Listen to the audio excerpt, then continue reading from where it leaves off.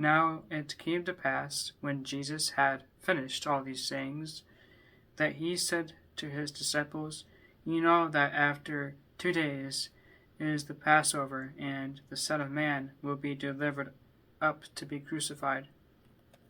Then the chief priests and scribes and the elders of the people assembled at the palace of the high priest, who was called Caiaphas, and plotted to take Jesus by trickery and kill him. But they said, Not during the feast, lest there be an uproar among the people.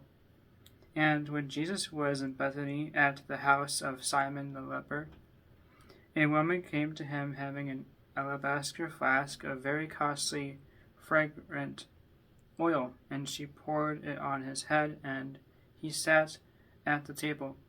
But when his disciples saw it, they were indignant, saying, Why this waste? For this fragrant oil might have been sold for much and given to the poor.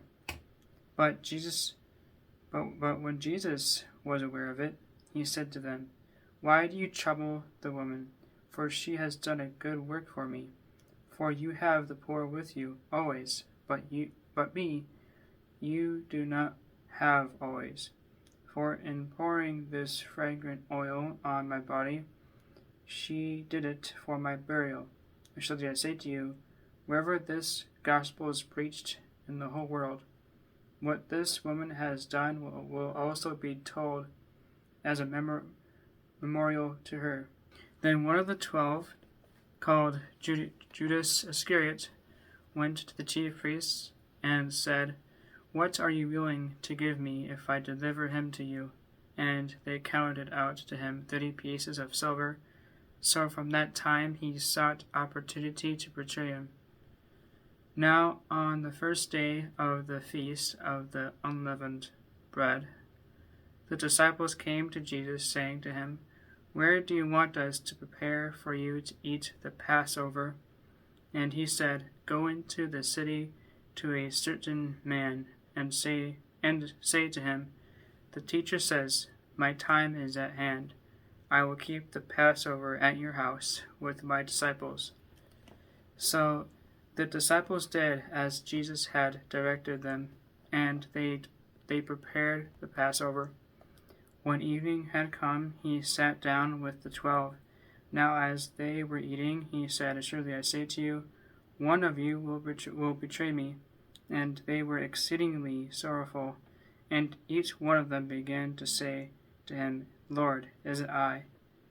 He answered and said, He who dipped his hand with me in the dish will betray me.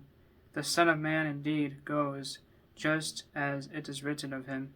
But woe to that man by whom the Son of Man is betrayed. It would have been good for that man if he had not been born. Then Judas, who was betraying him, answered and said, Rabbi, is it I? He said to him, You have said it. And as they were eating, Jesus took bread, blessed and broke it, and gave it to the disciples, and said, Take, eat, this is my body. When he took the cup and gave thanks, and gave it to them, saying, Drink from it, all of you, for this is my blood of the new covenant, which is shed for many for the remission of sins.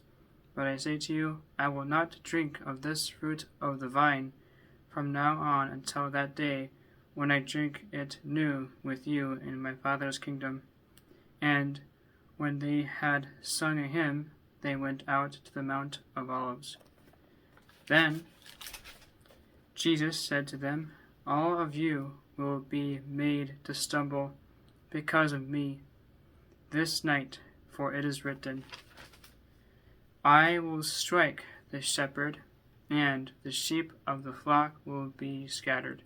But after I have been raised, I will go before you to Galilee. Peter answered and said to him, Even if all are made to stumble because of you, I will never be made to stumble. Jesus said to him, Surely I say to you, that this night before the rooster crows, you will deny me 3 times. Peter said to him, Even if I have to die with you, I will not deny you. And so said all the disciples. Then Jesus came with them to a place called Gethsemane, and said to the disciples, Sit here while I go and pray over there. And he took with him Peter and the 2 sons of Zebedee, and he began to be sorrowful and deeply distressed. Then he said to them, My soul is exceedingly sorrowful, even to death. Stay here and watch with me. He went a little farther, and fell on his face and prayed, saying, O my Father, if it is possible, let this cup pass from me. Nevertheless, not as I will, but as you will. Then he came to his disciples and found them sleeping, and said to Peter, What? Could you not watch with me 1 hour? Watch and pray, lest you enter into temptation. The spirit indeed is willing, but the flesh is weak. Again a second time he went away and prayed, saying, O my Father, if this cup cannot pass away from me, unless I drink it, your will be done. And he came and found them sleeping again, for their eyes were heavy. So he left them and went away again and prayed the 3rd time, saying the same words. Then he came to his disciples and said to them, Are you still sleeping and resting? Behold, the hour is at hand, and the Son of Man is being betrayed into the hands of sinners. Rise, let us be going. See, my betrayer is at hand. And while he was still speaking, behold, Judas, one of the 12, with a great multitude with swords and clubs, came from the chief priests and elders of the people. Now his betrayer had given them a sign, saying, Whomever I kiss, he is the one, seize him. Immediately he went up to Jesus and said, Greetings, Rabbi, and kissed him. But Jesus said to him, Friend, why have you come? Then they came and laid hands on Jesus and took him. And suddenly one of those who were with Jesus stretched out his hand and drew his sword, struck the servant of the high priest, and cut off his ear. But Jesus said to him, Put your sword in its place, for all who take the sword will perish by the sword.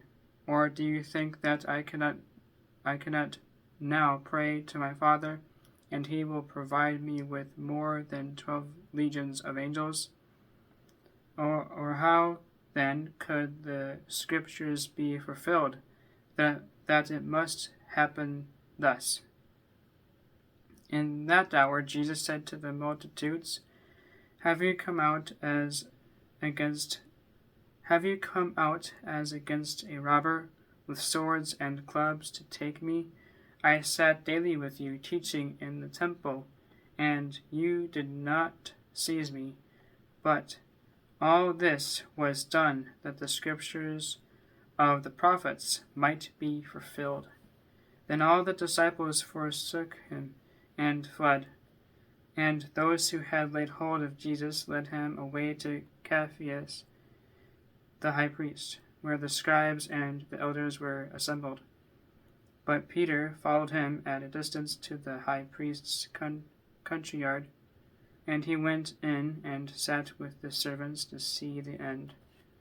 Now the chief priests, the elders, and all the council sought false testimony against Jesus to put him to death, but found none.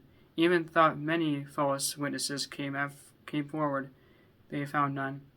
But at least 2 false witnesses came forward and said, This fellow said, I am able to destroy the temple of God and to build it in 3 days. And the high priest arose and said to him, Do you answer nothing? What is it these men testify against you? But Jesus kept silent. And the high priest answered and said to him, I put you under oath by the living God. Tell us if you are the Christ, the Son of God. Jesus said to him, It is as you said.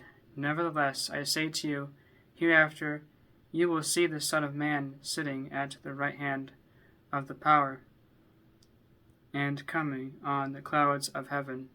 Then the high priest tore his clothes, saying, "He has spoken blasphemy, blasphemy, blasphemy. What further need do we have? Look, now you have heard his blasphemy. What do you think?" They answered and said, "He is deserving of death." Then they spat in his face and beat him, and others struck him with the palms of their hands, saying, "Prophesy to us, Christ, who is the one who struck you?" Peter sat outside in the courtyard, and a servant girl came to him, saying, "You also were with Jesus of Galilee." But he denied it before them all, saying, "I did not know what you are saying." And when he had gone out to the gateway, another girl saw him and said to those who were there, "This fellow also was with Jesus of Nazareth." But again he denied with an oath, "I do not know the man." And a little later those who stood by came up and said to Peter, "Surely you also are one of them, for your speech betrays you." Then he began to curse and swear, saying, "I do not know the man." Immediately a rooster crowed, and Peter remembered the word of Jesus, who had said to him, "Before the rooster crows, you will deny me 3 times." So he went out and wept bitterly.